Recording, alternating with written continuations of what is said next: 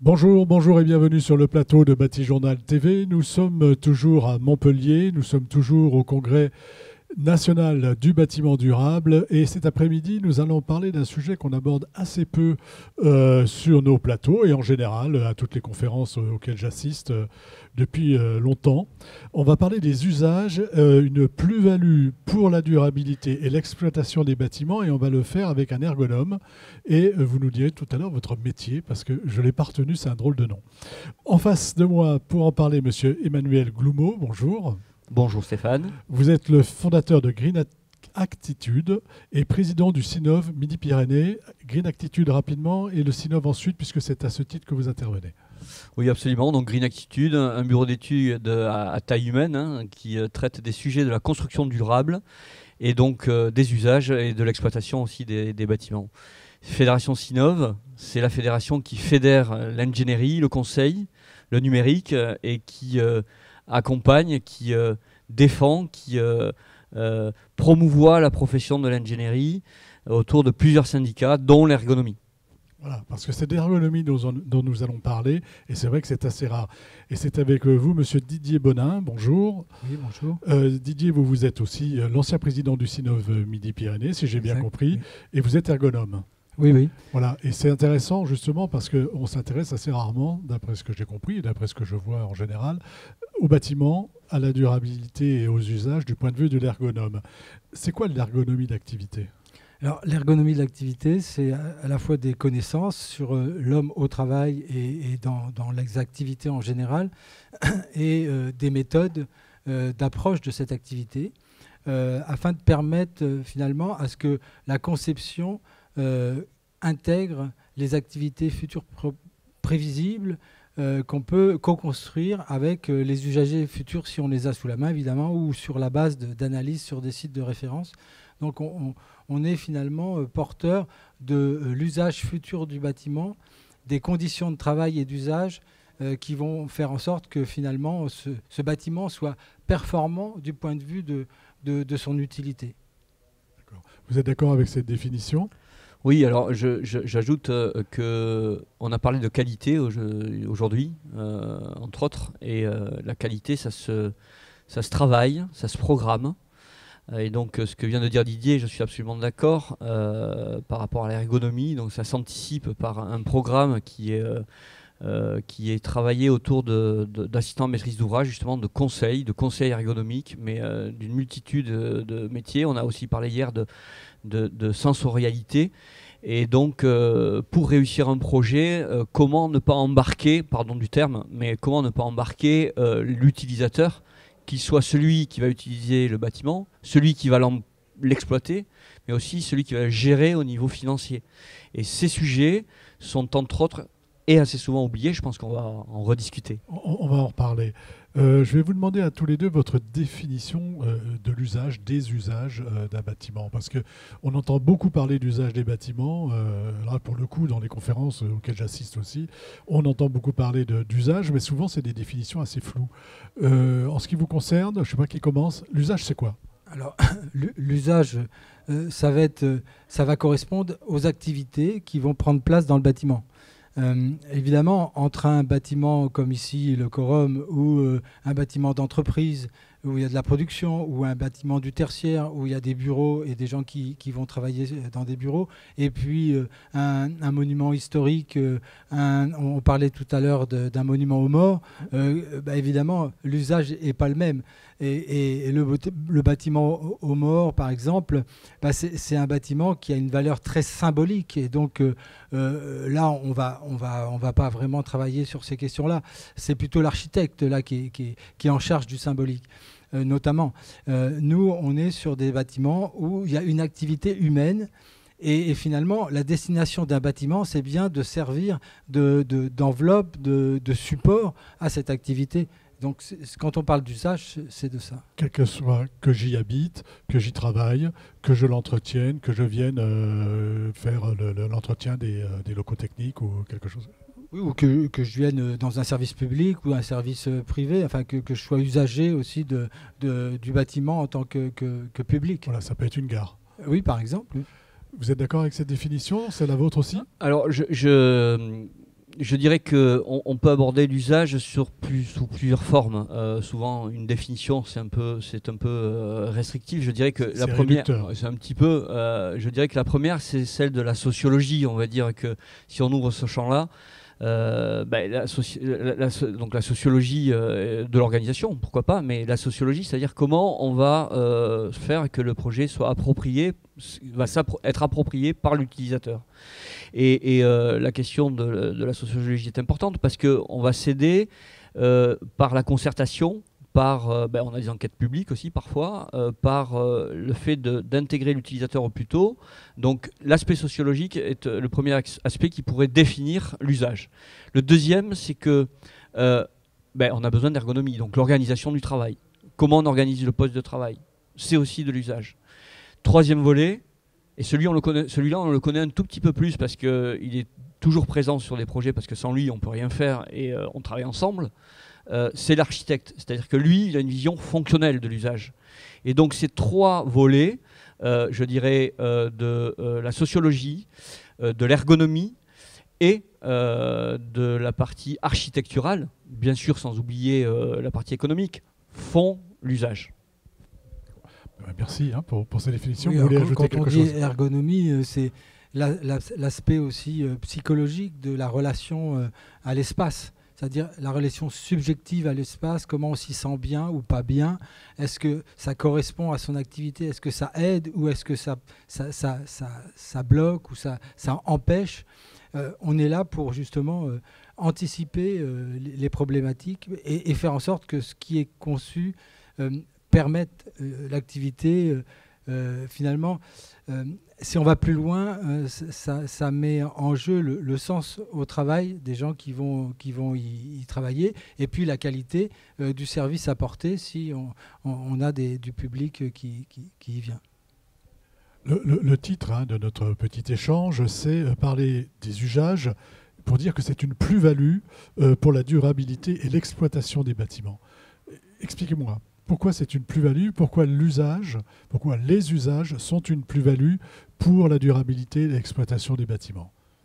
Un bâtiment, son temps de construction, on va dire que c'est en moyenne 10 mois, 15 mois, voire 20 mois. Allez. Tout le reste, c'est de la vie du bâtiment.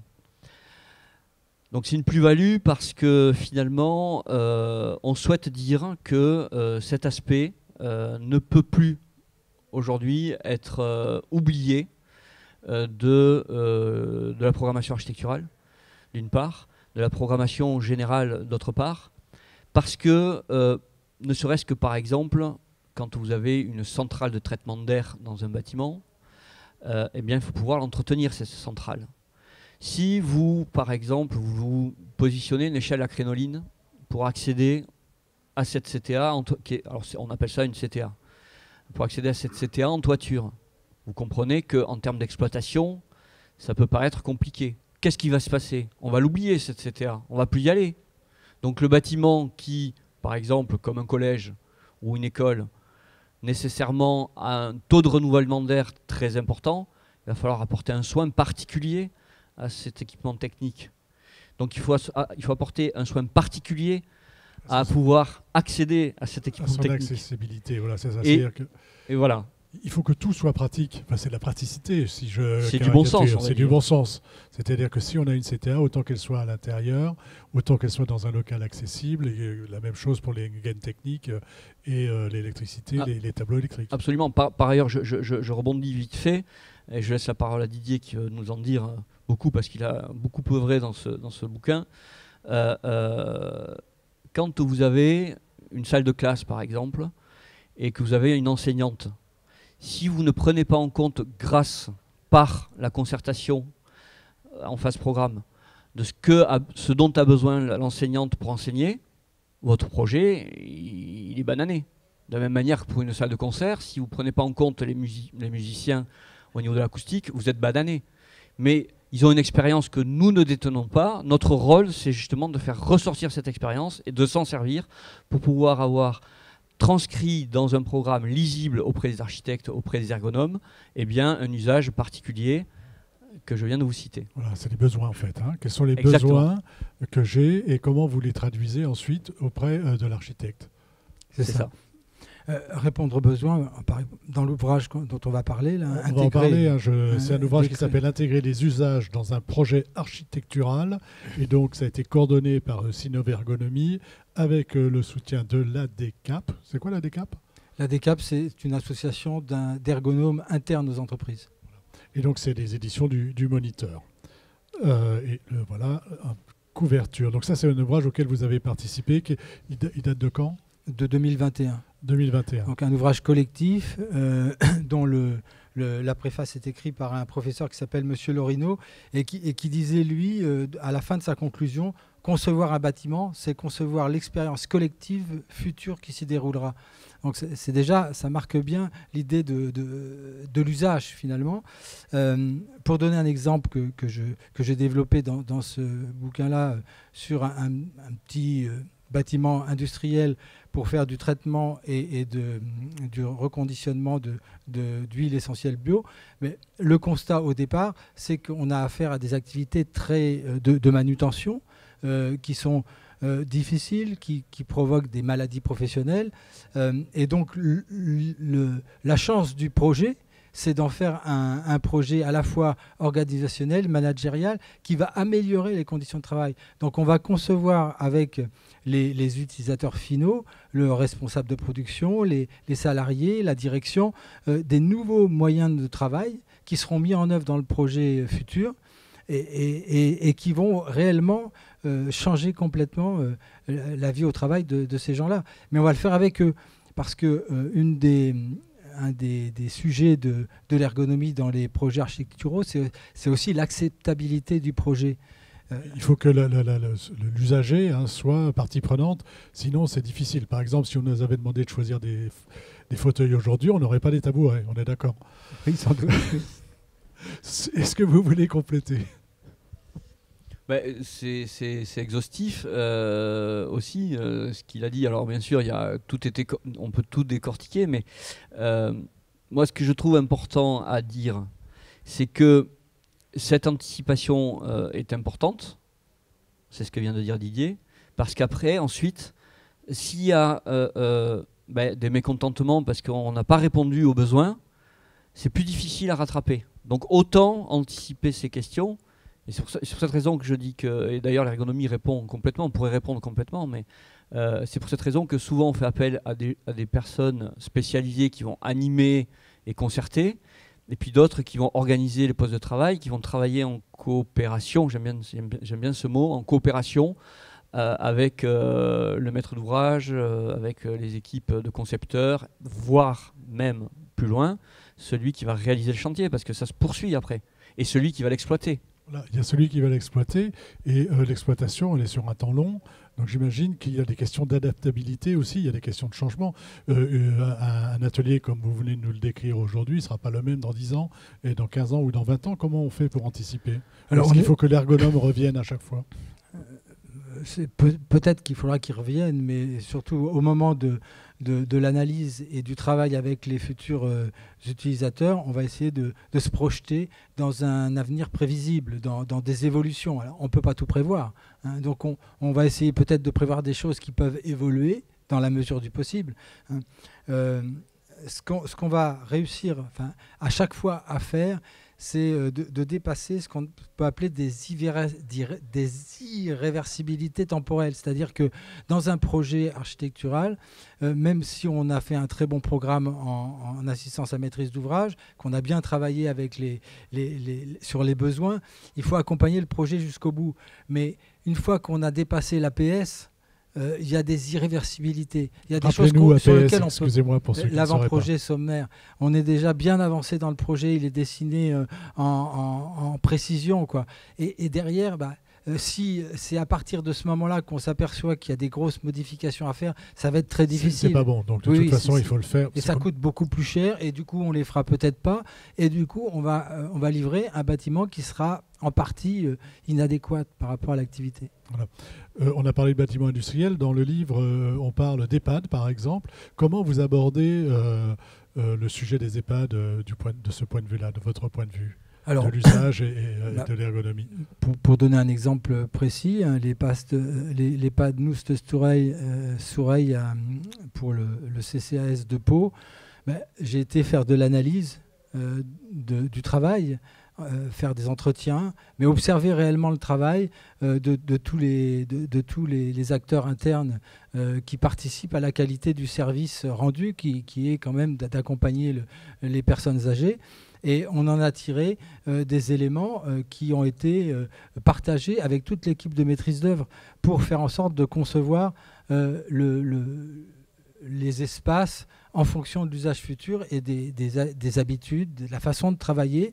On a été jusqu'à aussi prévoir du nouveau matériel, des nouveaux chariots, prévoir par exemple aussi en termes de conception qu'avec un chariot de récupération des linges sales, du linge sale par exemple, il n'y ait pas 3 portes à pousser pour pouvoir aller les mettre où il est nécessaire. Voilà. Et donc c'est ce genre de choses qu'on va essayer d'anticiper pour que ça se passe au mieux. On a été même jusqu'à faire expérimenter à l'échelle 1, alors en bricolant avec des cartons, des portiques, des choses comme ça. On a mis en place, on a matérialisé le plan de la salle de bain future pour vérifier avec des infirmières, des AS, des ASH, hein, les professionnels qui prennent en charge les personnes âgées, que ça pouvait bien fonctionner avec les nouvelles dimensions de personnes très dépendantes qui devaient par exemple être lavées sur des chariots douches. Et ça prend beaucoup de place, donc il fallait valider que la salle de bain serait bien dimensionnée pour pouvoir permettre à deux soignants de doucher une personne âgée. Et du coup, ça a permis de faire évoluer un tout petit peu les plans pour que ça marche. Donc on s'intéresse là beaucoup à la qualité du travail des personnes finalement. Est-ce qu'on s'est intéressé aussi, et je vous donnerai la parole après, j'ai vu que vous vouliez intervenir, mais sur est-ce qu'on s'est intéressé aussi au confort, à l'usage des personnes dépendantes ou moins dépendantes qui sont dans cet EHPAD? Et si oui, par quel biais? Oui, tout à fait. En positionnant par avance dans les espaces tout ce qui est nécessaire pour les personnes âgées. Par exemple, c'était une EHPAD qui acceptait des meubles. On peut comme ça participer au dimensionnement parce que, évidemment, je ne sais pas moi, le buffet breton énorme, il ne rentrera pas dans... Mais on va pouvoir dire aux familles, vous pouvez mettre une table de telle grosseur, un petit meuble de telle dimension, et ça a été prévu, ça va rentrer avec le fauteuil roulant, le fauteuil de repos, du matériel d'oxygénation, enfin tout ce qui rentre finalement dans la prise en charge de la personne. Vous vouliez ajouter quelque chose tout à l'heure et peut-être compléter sur votre pratique à vous, comment ça se passe, le retour d'expérience aussi que vous avez de ce point de vue. Oui, tout à fait. Alors, pour rappeler qu'on est au Congrès national du bâtiment durable, bien sûr, et ce que je voulais dire et je voulais compléter parce que aujourd'hui, il y a des collectifs qui mettent en place des référentiels ou en tout cas des démarches qui se positionnent sur ces champs de la qualité de l'usage, sur le champ de la qualité de l'usage, mais pas que, sur le champ de la qualité environnementale, énergétique, enfin tout le cortège, on va dire, de ce niveau de mutation que l'on souhaite dans les bâtiments, en tout cas que l'on espère. Et il est absolument essentiel à mon avis que les maîtres d'ouvrage s'appuient de ces référentiels comme celui de Bâtiments Durables Occitanie ou d'autres référentiels de bâtiments durables ou de HQE Bâtiments Durables qui aujourd'hui mettent un point d'honneur en avant les questions d'usage. Par exemple, on est en cours de réaliser une école. On a démarré il y a plus d'1 an et demi. On a fait un ensemble de concertations avec un assistant à maîtrise d'usage qui nous ont conduit à définir un engagement collectif. Voilà, on va tendre vers ça, mais pas vers ça. Parce que ça, c'est pas possible pour telle et telle raison. Parce qu'ensuite, il faut pouvoir arbitrer Et ça, de la même façon, il faut pouvoir le travailler en amont, ne serait-ce que pour des histoires de coûts, des histoires justement d'autres participants qui pourraient infirmer cette volonté. Un exemple simple, là, par exemple, un couloir extérieur ou intérieur. Qu'est-ce qu'on privilégie? Les parents souhaitaient un couloir plutôt intérieur pour les enfants, et le maître d'ouvrage préférait plutôt une circulation extérieure parce qu'il y avait peut-être un petit peu moins d'entretien, un petit peu moins de chauffage, donc des coûts réduits. Donc vous voyez, il y a un arbitrage à faire et ça s'anticipe. Donc ce que je voulais dire, ce qui est important dans la commande publique ou privée, je pense que les AMU dont on parle aujourd'hui, qui font partie des démarches justement de collectifs, AMU, rappelez-nous, assistants à maîtrise d'usage, sont là pour permettre de concerter, d'animer. Donc ça se passe dès le départ. Il faut qu'ils soient avec nous dès le départ auprès du maître d'ouvrage, même auprès de l'étude de faisabilité ou d'opportunité, pour pouvoir commencer à concerter. Et puis ensuite vient, je pense, l'ergonomie, le temps de l'ergonomie, où justement on va mettre en musique un petit peu tout ça en termes de gestion de l'espace, gestion du poste de travail, du bouton de commande, et ça c'est discuté en phase justement de conception. Et ce sont des éléments qu'il faut travailler. Et les démarches, donc je rappelle, les démarches BDO ou BDN ou BDNA. Je ne veux pas d'acronyme, donnez-moi... Bâtiment durable. Alors bâtiment durable, Occitanie en fonction des régions, hein, Occitanie, Méditerranée. En fonction des régions, chaque voilà. région a son plan. Voilà, c'est ça. Mais j'imagine qu'il est assez semblable finalement. Absolument. On a fait un bon tour d'horizon. Moi, j'en retiens une chose, hein, c'est anticipation pour durer, en gros. Hein, si je peux faire un raccourci de journaliste. On arrive un petit peu au terme de nos échanges. Je vais vous demander tous les deux d'insister sur un point ou de me dire quelque chose qu'on n'aurait pas dit sur ces questions et qui vous semble vraiment important de dire. Mais ce que je pourrais dire comme ça, c'est que finalement, dans le bâtiment, il n'y a aucun problème pour aujourd'hui associer l'architecte avec des bureaux d'études techniques, avec une approche très technique et fonctionnelle. Et ça, on sait bien, et les gens sont formés à ça, etc. Or, tout ce qui est de l'ordre de l'activité humaine dans ces bâtiments, elle est souvent passée à la trappe.